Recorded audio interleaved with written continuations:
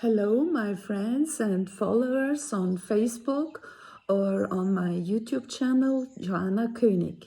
I wanted to read every evening now for my English-speaking listeners, adults, but especially for children. The fairy stories about Anika in Fairyland are for children between 6 to 10, and I read every evening one chapter of 10, which is the first season of Anika in Fairyland. The stories fit perfectly as good night stories or in the car for children.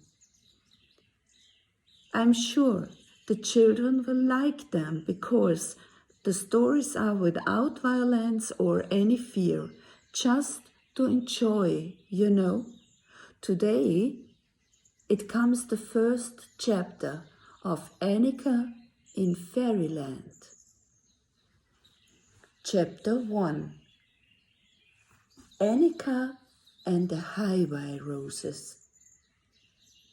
As Anika was still a little child, not even 1 year old, she sometimes looked into the empty room just like this.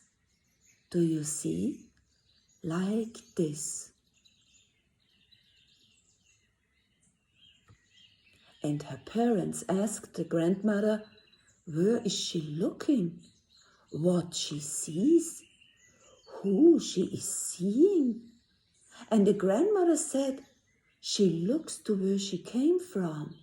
In another world she is looking back, and she recognizes her own kind. Little angels, fairy children, and beings like elves who are there for us humans to protect us, to help us. As the grandmother and Anika looked to each other, both smiled knowingly. Anika came from the fairy race, the fairy family of the hybrid tea roses and the wild roses, which are called the Hywi roses. Their names were Rose of Hope. It had a yellow flower with a red edge. It looked colorful. She smelled graceful and loved the blazing sunlight. Or another one was called Rose Sunchild. She loved the bloom purposely all summer long, was weatherproof and, like the sun, wasn't afraid of anything, especially not of winter. And then there was the noble rose Strawberry Hill. She was of English descent. It was a bright pink that she represented in the fairy world, smelled pleasant, and was just as fearless winter. And not to forget the Queen of the Hearts, which was closely related to the fairy tale rose family, which she had never made a secret of. On the contrary, of which she was particularly proud. After all, she had written down 1,000 stories for 1,000 hearts and kept telling the rose children about them. And the field rose, the first of the wild rose family, she was of simple beauty.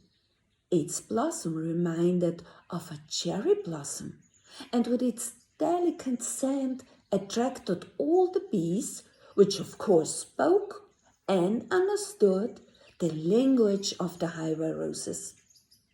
The bees often called the wild rose by her secret name, which was field rose.